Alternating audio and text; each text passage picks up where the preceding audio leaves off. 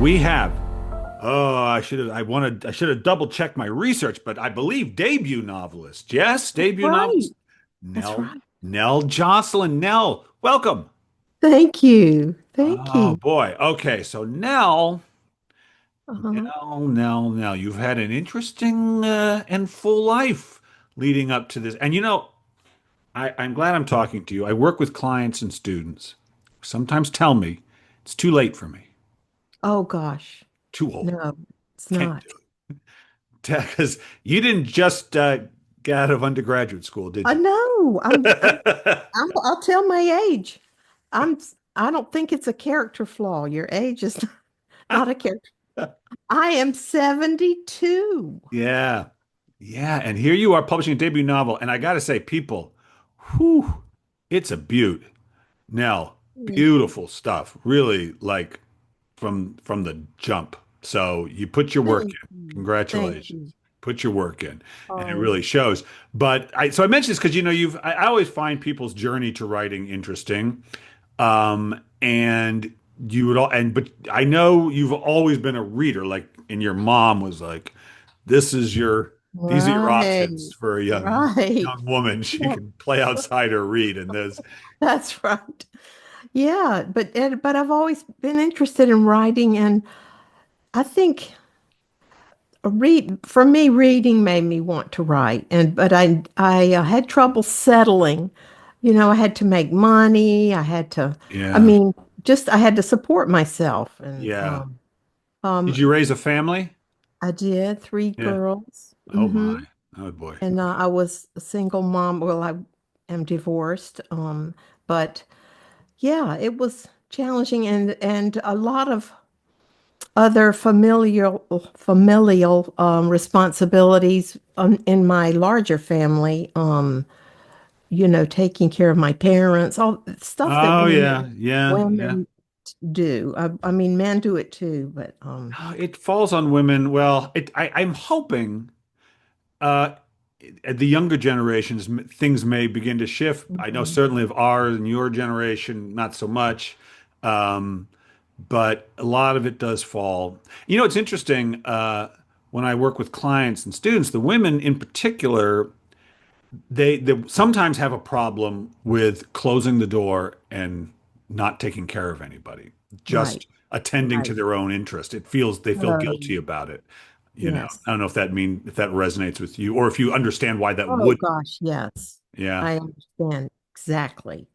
yeah. Hard to say no to people, and I think we're sort of indoctrinated with that's our duty. That's where we get our worth is for women is often in what you give. Do you think So, it's, I don't, do you think it's more our audience might be able to detect a soft Southern accent in Nell? And do you oh, think it's, no, I don't have a southern accent. it's beautiful, not to, not to worry.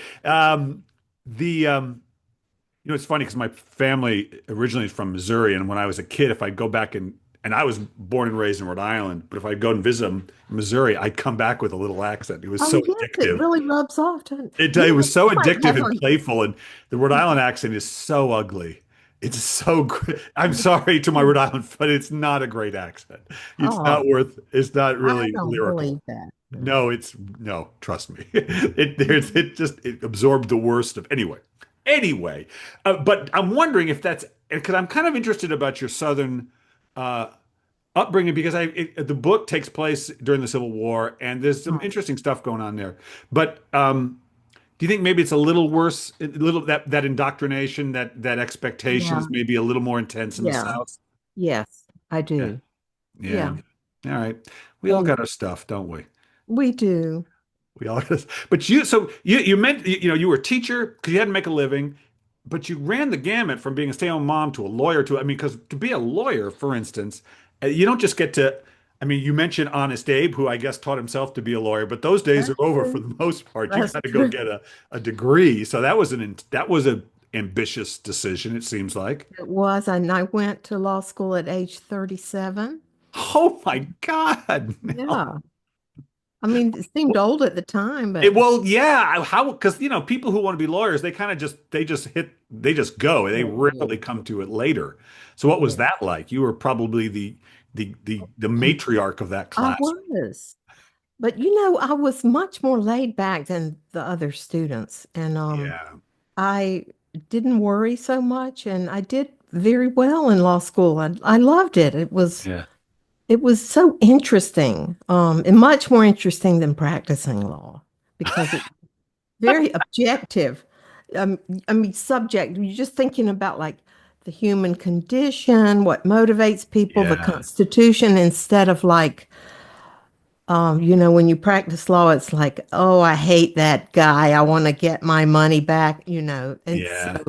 that's, And you kind of have to do, it's the tricky thing. And, look at one of my closest friends was a lawyer. Now he's a judge. He liked the law. That was his life, right? uh-huh, Okay. yeah, But it does ask you to sort of train yourself to be a kind of professional a-hole because you have to really true. like regardless of what you think about the client, you have to be. It's the absolute right thing to do. But man, it could put you in some uncomfortable situations, I would. Very, very, very bad. Yeah. And your client is not always the good guy at all. No, how could they be? They're You just have a to be their person. advocate, even though Yeah, you yeah. sort of are not thrilled with them. But All right, so you got out of that I eventually. You got out. did, yes. We could spend the whole time just talking about all the jobs you worked, but I know. eventually, right? I But know. that's interesting stuff. But it eventually, 2006, I believe, you go and try to not try, you go and get your MFA. You go and, well, That's probably right. before that slightly, but you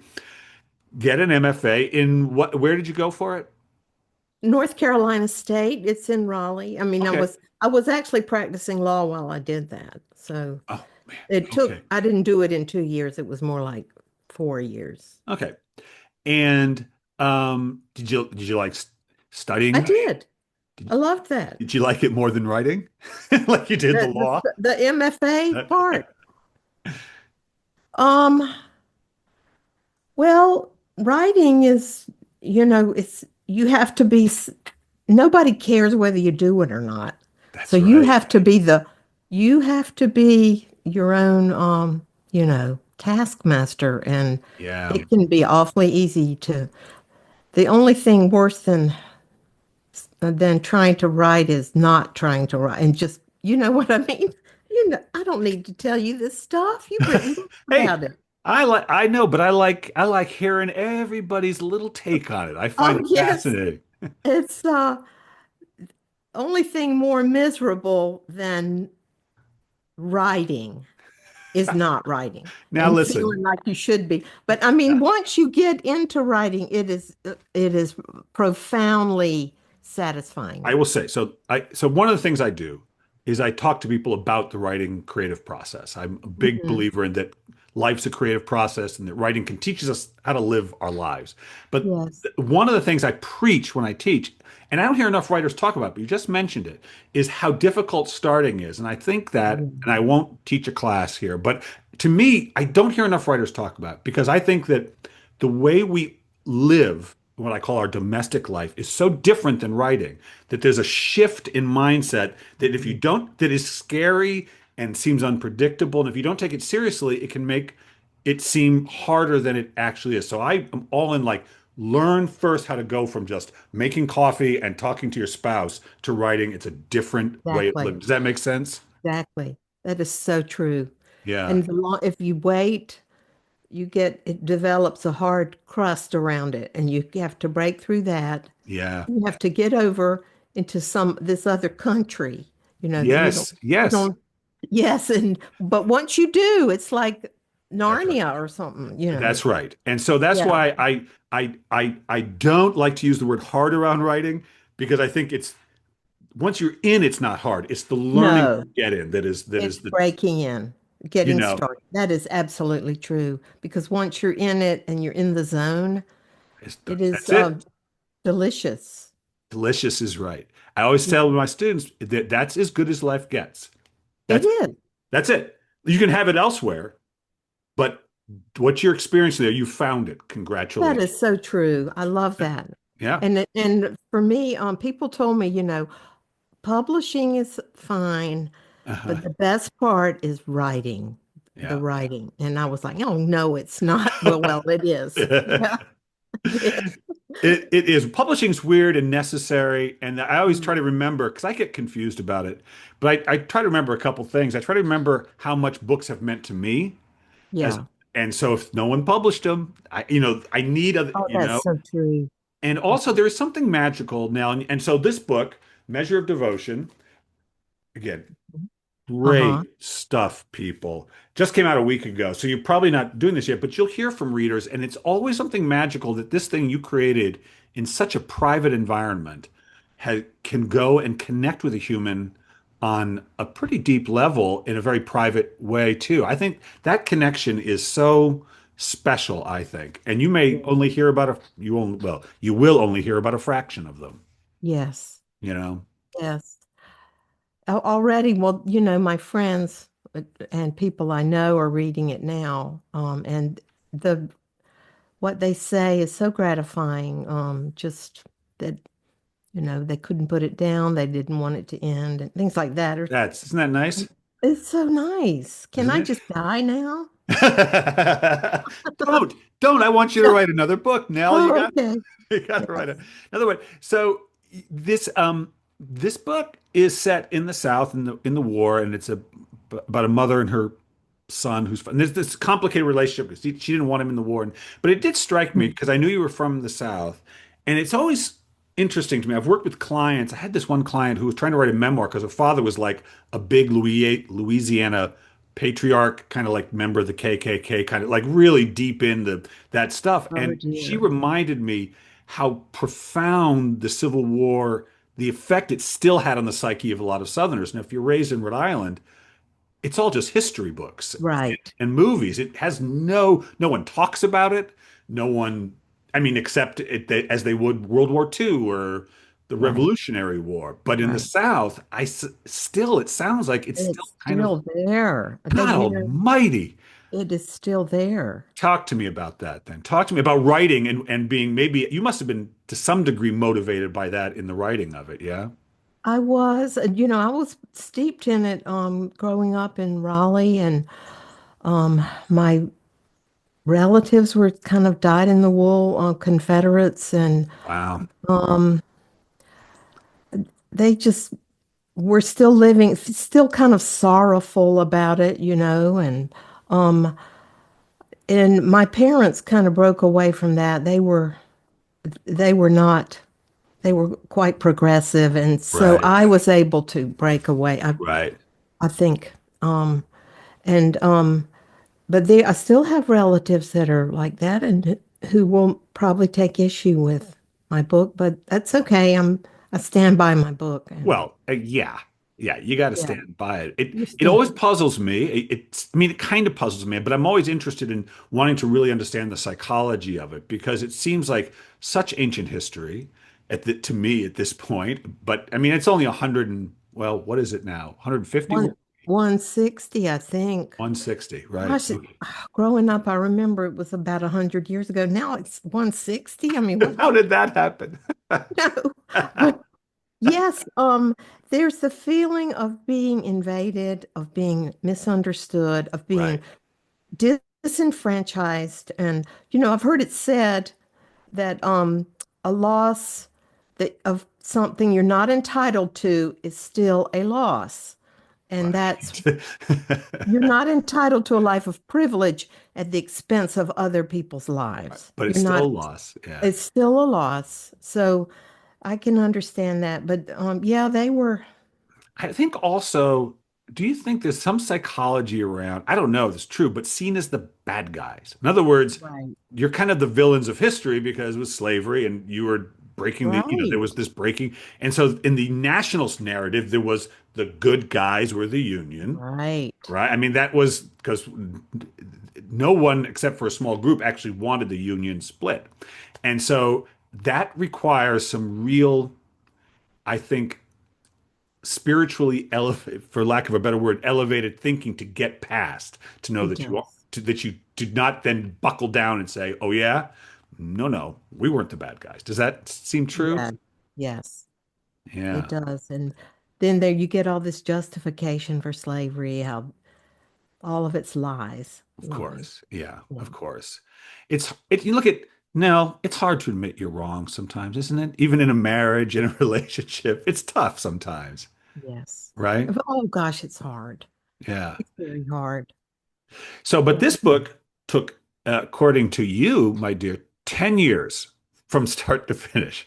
Okay, Well, right? I didn't sit down every day and Okay. get into that Talk to me about magical that. land. I didn't Yeah. get into the magical land every day. I had a lot of living in there. And Yeah. you know what? I could not have written that book any earlier, though, because Mm, there's everything in it is something I emotionally I experienced. No, I don't have a son. I don't have direct experience with war, but I do have a right. lot of experience with loss, disappointment, failure of different kinds. Yeah. And thinking, I started it when I was about 60. And even during it, I lost both my parents. Hmm. Um, all five of my grandchildren were born. I mean, Wow. all of that is in there. Yeah. And um, so, yes, 10 years, but there were months when I didn't work on it. Right. Many months. Well, you also, Jesus, you had to do some research on this thing. Yeah. I mean, just, and what's interesting, and just to get the details right, and the details are so good. Oh, Oh thank you. God, as someone who did, I get people who listen to this have heard me. I used to write fiction. I don't anymore, but I actually wrote Mhm. something about the Civil War, and I wrote something that took place in Missouri. Oh, And great. well, it was Missouri actually, was rough. Missouri was rough. I know, but I I was not that in love with research, so I did the Oh, best I yeah. could. I kind of, it was sort of like a fantastical Missouri almost. Oh, yeah. Well, Like a that's Coen Brothers good. Missouri. Did But they make the movie? No. no, that actually one of the editors said, if the Coen brothers make this movie, I'll buy it.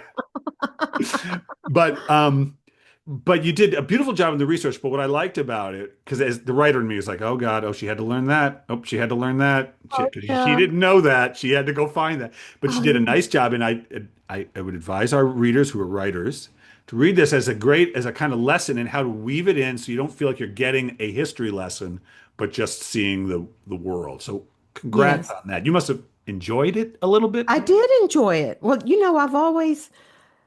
I've always been interested in like pioneers as a child, and we played pioneers in the woods, and I read Oh, all the, okay. All and I right. used to love it when the electricity went out and we had to cook on the fire.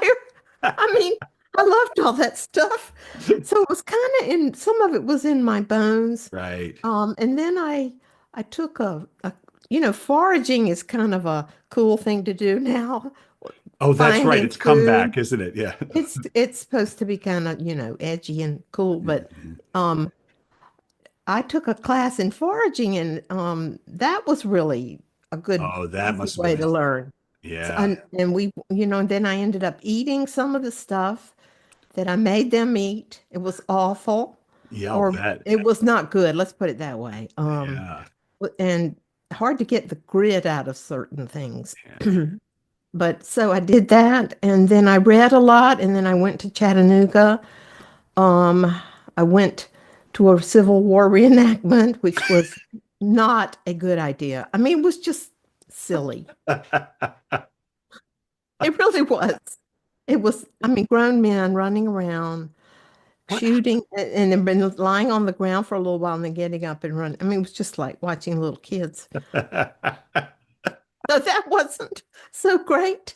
Um, But being in Chattanooga and seeing the land, like the actual rock promontories and everything that I was familiar with from gazing at photos, that was very powerful. Yeah, that helps. But there's nothing Yeah. you can, there's not, you just, you, because you, to get, because this book, the way you tell it is, it's a literary novel, I should say, in every Hmm. sense. It's very plot driven, but you really immerse us in the time and place pretty economically, but you could definitely put us there. I can feel it, Hmm. taste it, smell it.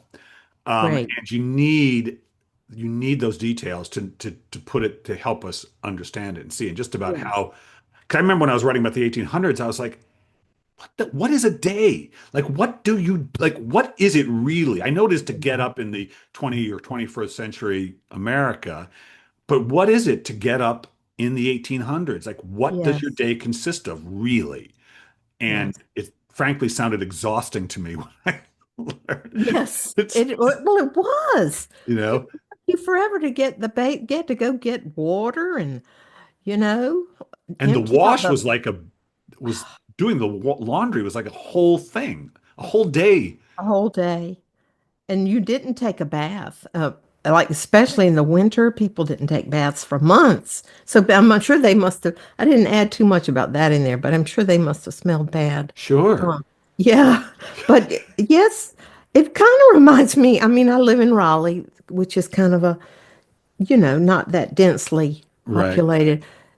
Living in New York, where it's so hard, my daughter lives up there. You kind of had at work to go get a case of Diet Cokes. Yeah, I see that's how I felt about when I was around. It's like, how do you people live and raise? But every time I'll see people interviewed about New York, they're like, it's a great place to live. It's a great place to raise children. It's just, I'm like, oh man, it seems No, like it's not. you're Not for me. battling with the city to, I know. I know. Parking, forget it. oh, you don't. You You just, don't. you You don't. don't. You Well, park I had a illegally. friend who was a lawyer there, and he's like, no, I don't live in my apartment. That's where I sleep. I don't Ah. eat there. I don't live there. That it's too small. So I just go out for everything. So if you Oh, like me, wow. yeah. Oh, yeah. So Okay. that's one way to Um, do it. I think it would yeah. help to be a billionaire if you're in New York. No, that is what you need. I Yeah. think that would help. Yes.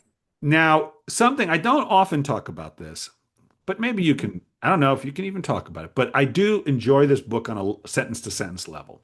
Oh, I do feel thank like you. you really took your time Hmm. and it was really precise and vivid. And um, talk about, because you have to make a decision that you want to render the world in that way. Yes.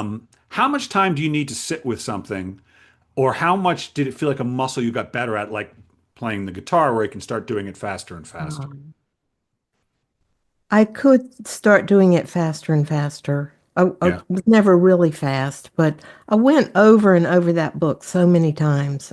yeah, And you know what really helped me was reading poetry. yeah, What and um, just gets you in that mindset of being economical and yeah, vivid and using words in new ways, yep. that kind of thing. And George Saunders is one of my gurus. Just Uh-huh. I don't know him, but I read Are some. you on his Substack where he does the story Yeah, thing? Yeah, okay. but I usually don't have time to do that. But Yeah. I'm aspirational about this. But um, I just remember him saying a couple of things that really helped me with the wordsmithing.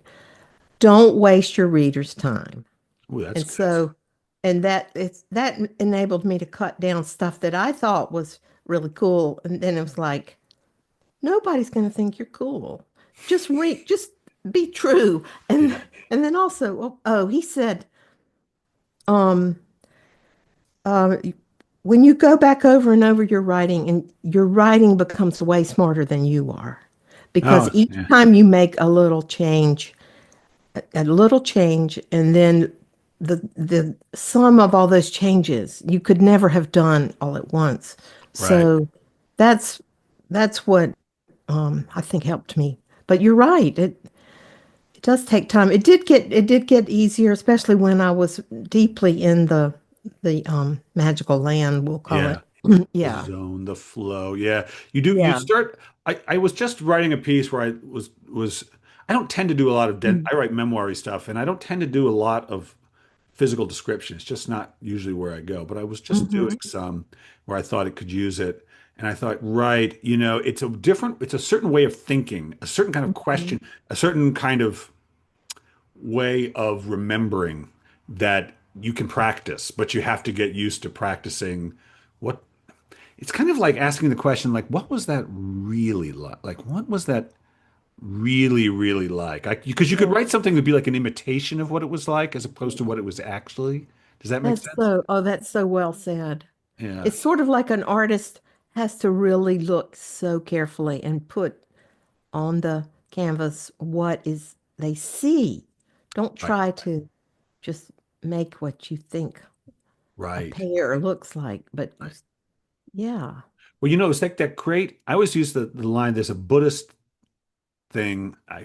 I'm paraphrasing, but it's the student says to the Buddhist master, they look at a tree, this apple tree, and they say, Master, what's that? The master says, we call that a tree. And I always like that with my students because it's like if you want to write the tree, forget that it's a tree. Just look at it, Oh, absent yeah. language, right? Because you have to Yeah. like really just see it for what it is. Because as soon as you put words to it, that seals it, right? Oh, that's so good. Does that I make love, sense? yes, I love that. Yeah. Thank you for that. Oh, Mhm. well, my pleasure. Well, now, okay, so 10 years and you labor and you write and you rewrite and you think this thing is never coming together. Did you I ever think did. that? Oh, yes, all the time. Like, this is just so bad. I'm bad. I suck. You know, nobody wants to read this. Okay, see that, people? See, this is what Oh, they, yeah. oh, You yeah. just Okay, don't listen. You can't listen to that. I mean, of course, I did listen to it, yeah. but you just keep going. You go What did you on. do with that? Because here, okay, let me just out of curiosity, when you thought I suck, this sucks, those thoughts come across, but there's a little psychology. But like, so how did you deal with that voice? What was your best? Because Yeah. I've had to deal with that voice and I have my own approaches. How did you deal with that? Just keep trying to focus on the writing and the story and try to forget about myself. Yeah. Um, I I Would you was step always away from if you're at the desk writing and you start and you reread something and you go, oh, this sucks, the book sucks. Would you step away or would you stay there and say, no, no, come on, Nell, let's not. How would you handle that in the moment? both. I think once you get into the zone, you stop thinking about whether For it sucks. sure, for sure, for And sure. that's and the only way to get into the zone is to stick with it. So Okay. there were many days, I can remember whole days where I just spent not doing it and I was miserable, Yeah. Yeah. Yeah. thinking I should, sitting down, you know, then just like, oh, I really need to cut that fingernail. It's just, I've got to do that That's a right. new one. Yes, that kind of thing. Oh my No, you God. can. Oh, I know. This is it. It's such a private. It is. I have this podcast called the other one called Fearless Writing with Bill Kenower. Where I talk for five, and I really just talk about what we're talking about now because I feel like we're going through it on our own, and it's such a emotional, psychological. Um, Once you're in, you're good, but it's right. the getting in or not getting in, and Oh, all that one. Because yes. once you're in, and it's like, oh, right, oh, this is so simple. What was I worrying about? Oh, but That's right. right, but oh, the pain when you're not in. Oh, it's Horrible. and you think, why did I ever do this? I could have been a lawyer. It would have been Horrible. I simpler. know. Really. It's about the most unhappy I've ever been. It's true. Well, listen, if you can, I always this is, I'll leave you with this. Is one thing I always tell my workshops in particular, like only when you're thinking about writing, don't think about when it's going hard. Try to remember, use your writer's imagination to Oh, picture the zone. Like you can picture 1863 Chattanooga. Your mind can also picture Nell in the zone. Like only oh, think I about the love zone, that. That's right? Isn't great. that, and like, because Yes. then let that be the goal. That's a little That's manifestation for you. Let that be the goal, and you're there. that is great. Well, Nell, you're a new young voice in the literary world. It's a great voice. Oh, thank Uh, you. I'm glad you enjoyed I it. really did. I recommend it to my readers. I hope the next one takes less than 10 years to write. Yeah. Yeah. I'll be 82 then. Yeah, well, Hmm. no, we got to get one out before then. We got Okay. to get, now you got your feet under you. You've learned a few That's things. And, right. I know all my right, way well, I to want the two zoo. things from you then, Nell. Here's the first Okay. thing. To my older listeners who worry they can't do it. Yeah. What would you say to them? I say you can do it. I did it. I didn't think I could, but just keep at it. Doesn't matter if you publish right and your children will revere your writing and be so glad you did it. Um, if you publish, great, but the joy is in the writing and you can do it. I did it. Yeah. I did it. Yes, you And did. yeah, that's what I say to them. Good. Listen up, Love. people. Okay, but now my other question to you is, well, if Uh-huh. you think about all the writing you've done, and if it's taught you anything about being a person, about life, Oh yeah. it's taught you what? It's taught me to be present and listen to people, to pay attention to people because you never know what you can use, first of all, but also it just, there's so much joy in really being present. Um, and that's where good writing comes from paying attention, listening, appreciating people, looking at them while they're talking to you and not thinking about whatever, wishing they would stop so you could start talking.